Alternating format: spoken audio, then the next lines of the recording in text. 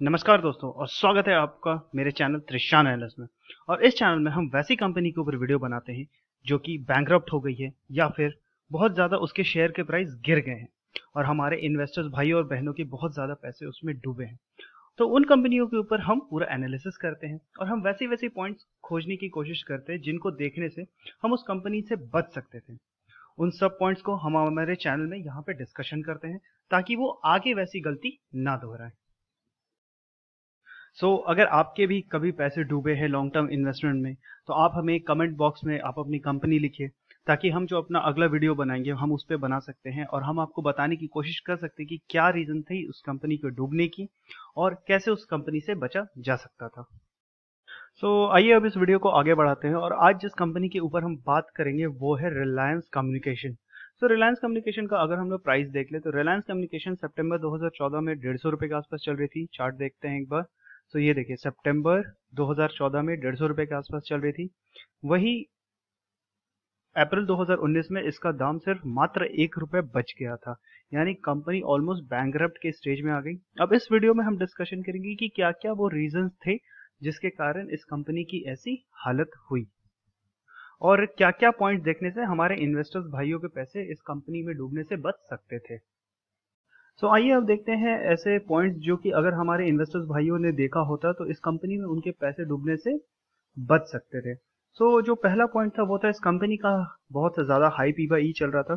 P by E के ऊपर मेरा एक पूरा वीडियो बना हुआ है, डिस्क्रिप्शन में उस वीडियो का लिंक है। उसको देखने से आप पूरा पी बाई ई समझ जाइएगा कि क्या है, कैसे निकालता है, कितना रेंज में होना चाहिए। दूसरा जो है वो है company health was not good. Company का हेल्थ बहुत अच्छा नहीं था। इस वीडियो में आगे मैं दिखाऊंगा कि कैसे किसी कंपनी का हेल्थ निकाला जा सकता है और कैसे पता किया जा सकता है कि वो कंपनी का हेल्थ अच्छा है या नहीं। और तीसरा जो था वो था कि इससे जियो से बहुत ज़्यादा कंपटीशन मिल रहा था। आइए अब एक एक पॉइंट पे ऊपर हम डिटेल में थोड़ा डिस्कशन करते हैं। अब इस वीडियो में आगे बढ़ने से पहले मैं एक चीज़ बता दूंगा कि मैं जो सारा जो कंपैरिजन है यहाँ पे या सारा जो एनालिसिस है वो मैं तब का करूँगा ये एज्यूम करके कि मैं 2014 में हूँ और मैं जो सारे डाटाज है वो 2014 के लूँगा और मैं आपको ये प्रूव करके बताऊंगा कि 2014 में भी ये कंपनी बाइंग के प्रोस्पेक्ट से अच्छी नहीं थी। आइए अब हम बात करते हैं अपना पहला जो पॉइंट है P by E ratio. P by E ratio के लिए सबसे पहले हमें जो चाहिए वो चाहिए प्राइस। सितंबर 2014 में जो प्राइस था ये अपने जो पीक प्राइस पे था 150 रुपये, वो मैंने प्राइस यहाँ पे ले लिया है। और इसके बाद जो अर्निंग है जो 2013-14 में वो है 5.07। अब ये अर्निंग आप कैसे निकालिएगा, तो अर्निंग निकालने के लिए आप बीएसई इंडिया में जाइए, यहाँ पे आरकॉम दीजिए। आरकॉम मतलब Reliance communication. Reliance communication, Reliance communication, हाँ रिलायंस कम्युनिकेशन आ गया। ये रिलायंस कम्युनिकेशन खुलने के बाद यहाँ पे आप फाइनेंशियल्स में जाइए और यहाँ पे एनुअल रिपोर्ट पे क्लिक कीजिए। आपको 2013-2014 का चाहिए तो अब 2014 के बैलेंस एनुअल रिपोर्ट पे क्लिक कीजिएगा। क्लिक करने के ऊपर आपको एक ऐसा पीडीएफ डाउनलोड हो जाएगा। मैंने पहले से ये पीडीएफ डाउनलोड कर लिया है और इसके बाद आप सिंपली इसके जो है वो बैलेंस शीट में आ जाइए। मैंने देख लिया 88 नंबर पेज में इसका बैलेंस शीट है और यहाँ से आपको जो है वो ईपीएस मिल जाएगा। ये जो कंपनी जब अपने अपने टॉप पे चल रही थी 2014 पे 150 रुपये जब इसका दाम था तब इसका ईपीएस कुछ था। यहाँ पे देखिए ये जो अर्निंग पर शेयर है यहाँ पे ये देखिए, ये आप देख सकते हैं कि ये है जो बेसिक डाइल्यूटेड है, दोनों है 5.07। मैंने क्या किया, यहाँ पे मैंने अर्निंग लिख लिया 5.07। तो इस हिसाब से देखा जाए तो इस कंपनी का पी बाई ई जो बन रहा था वो बन रहा था 30 का। अब मैं बता दूं कि 30 का पी बाई ई का मतलब ये है कि इस कंपनी को रिलायंस कम्युनिकेशन को 1 रुपए का नेट प्रॉफिट करने के लिए 30 रुपए लग रहे थे, जो कि इंडस्ट्री स्टैंडर्ड से बहुत ही ज्यादा है। और इस कंपनी में और इस रेशियो से, इस पी बाई रेशियो में टिक पाना बहुत ज्यादा ही मुश्किल है लॉन्ग टर्म में। इतने हाई पी बाई का ये रिस्क रहता है कि अगर कंपनी के ग्रोथ में हल्का सा भी कमी हुई या हल्का सा भी कंपनी का जो है रेवेन्यू या फिर प्रॉफिट अगर कम हुआ तो इस प्राइस में, ये 150 रुपए के प्राइस में ये बहुत जल्दी टूट सकता है क्योंकि इनका पी बाई बहुत ज्यादा हाई है। अब आइए बात करते हैं दूसरे पॉइंट की जिसके कारण जो है वो रिलायंस कम्युनिकेशन शेयर का प्राइस बहुत ज़्यादा गिरा। जो दूसरा पॉइंट है वो है कि कंपनी का हेल्थ उतनी अच्छी नहीं चल रही थी। सो कंपनी का हेल्थ निकालने के लिए हम क्या करते हैं, हम निकालते हैं अल्टीमेट जेड स्कोर। अब ये अल्टीमेट जेड स्कोर क्या होता है, तो अल्टीमेट जेड स्कोर एक अल्टीमेट नाम के इकोनॉमिस्ट थे जिन्होंने एक फॉर्मूला निकाला जिसमें कि वो बैलेंस शीट और प्रॉफिट लॉस स्टेटमेंट से बहुत सारे वैल्यूज को लेते थे और इस फॉर्मूला में वो उसे पुट करते थे और उनके बाद उनके पास एक न्यूमेरिकल वैल्यू आता था और उनके हिसाब से वो डिसाइड करते थे कि कंपनी का हेल्थ कितना अच्छा है। सो अगर अल्टीमेट जेड स्कोर अगर 3 से ज्यादा होता था तभी अल्टीमेट जी बोलते थे कि इस कंपनी में इन्वेस्ट किया करो और इस कंपनी में बैंकरप्सी के चांसेस बहुत ज्यादा ही कम है। तो आइए अब देखते हैं कि रिलायंस कम्युनिकेशन का अल्टीमेट जेड स्कोर कितना था।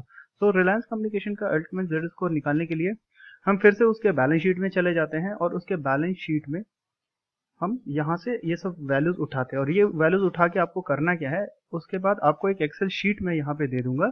सो इस एक्सेल शीट का लिंक जो है वो नीचे डिस्क्रिप्शन बॉक्स में आपको मिल जाएगा। सो इस एक्सेल शीट में आपको क्या करना है कि ये सब वैल्यूज बस आपको वहां से यहाँ पे पुट करना है, जैसे share capital 1021, reserve and surplus 32131। सो यहाँ से आप देखिए कि क्या है, जैसे मैंने यहाँ से share capital 1021, reserve and surplus 31388। सो ये चीज मैंने यहाँ से लेके यहाँ पे पुट कर दिया है और पुट करने के बाद क्या होगा कि ये जो पिंक वाले बॉक्सेस है सिर्फ आपको उसी में वैल्यूज पुट करने हैं, बाकी सारा फॉर्मूला पहले से सेट किया हुआ है। सो ये पुट करने से क्या होता है, आपको बहुत सारे रेशियोज आ जाते हैं जो कि शीट 2 में काफी अच्छे से आपको दिखाया हुआ भी है। तो ये देखिए, ये शीट 2 में जैसे 2014 का 2013 का कंपनी का सब कुछ एनालिसिस जो रेशियो होता है वो सब आ जाएगा। जैसे रिटर्न ऑन इक्विटी 2013 में है 1.13%। सो इस तरह से ये पूरा जो है वो फॉर्मूला बन के आपके आंखों के सामने तैयार हो जाएगा। सिर्फ आपको डाटा डालने होंगे जो कि बैलेंस शीट से देख के और प्रॉफिट एंड लॉस स्टेटमेंट से देख के आपको डालने होंगे। अब यहाँ पे देखते हैं कि अल्टीमेट जेड स्कोर का ये जेड स्कोर है कितना। तो ये देखिए 2014 के एंड में या 2014 के बैलेंस शीट में और प्रॉफिट लॉस स्टेटमेंट से जो अल्टीमेट जेड स्कोर इस कंपनी का निकल के आता है वो है सिर्फ 1.35। और अल्टमैन जी का बोलना है कि ये रेशियो जो है वो हमेशा 3 से ज्यादा होना चाहिए, तभी बैंक्रप्सी के चांसेस बहुत कम है, तभी इसका मतलब होता है कि कंपनी का हेल्थ बहुत ज्यादा अच्छा है। सो अल्टीमेट जेड स्कोर से हमें पता चलता है कि कंपनी का हेल्थ उतना अच्छा नहीं था और बेसिकली इस कंपनी से आपको दूर रहना चाहिए इन्वेस्टमेंट पॉइंट ऑफ व्यू से। अब आइए हम बात करते हैं तीसरे पॉइंट की, जिसके कारण रिलायंस कम्युनिकेशन का जो फेट है, जो भविष्य है कि वो बैंकरप्ट होने वाली है, वो पूरी तरह से तय हो गया था। और ये पॉइंट है रिलायंस जियो का इंडियन मार्केट में आना। बेसिकली 3 कारण है जिसके कारण रिलायंस कम्युनिकेशन जो है वो रिलायंस जियो के सामने खड़ी नहीं रह पाई। तो जो पहला कारण वो है एग्रेसिव प्राइसिंग। जो रिलायंस जियो है उनका प्राइसिंग बहुत ज्यादा ही एग्रेसिव था कि आप बस मेरे डाटा के लिए पे कीजिए, आपको कॉलिंग फ्री है। जो दूसरा था वो था ये कि वो जो टेक्नोलॉजी यूज कर रहे थे, जो रिलायंस जियो जो टेक्नोलॉजी यूज कर रहे थे जिसे हम लोग fibre optic based broadband service बोलते हैं, वो वर्ल्ड में बेस्ट था। और आरकॉम जो है वो टेक्नोलॉजी फ्रंट पे भी रिलायंस जियो से compete नहीं कर पा रही थी। और तीसरी जो पॉइंट थी वो ये थी कि रिलायंस जियो का रिलायंस इंडस्ट्रीज से बैकअप था।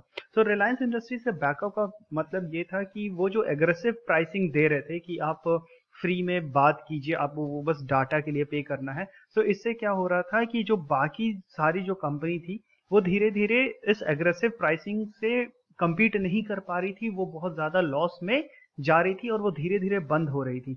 और अब जबकि बहुत सारी मैक्सिमम कंपनीज जो है वो बंद हो गई है, रिलायंस जियो का जो मैक्सिमम जो कंपटीशन है, जैसे एयरसेल हो गया या आइडिया हो गया या रिलायंस कम्युनिकेशन हो गया, अब जबकि वो सारी कंपनी बंद हो गई है या बंद होने के कगार पे है, तब जाके अब रिलायंस जियो ने अपने कॉलिंग पे भी थोड़ा सा पैसा लगा दिया है। अब वो कॉलिंग से भी कमा रहे हैं, लेकिन इनिशियली उन्होंने क्या किया, कॉलिंग फ्री कर दिया और वो अपने जो जो जितनी भी राइवलरी कंपनी है उन सबको बैंकरप्ट करके मार्केट से आउट कर दिया।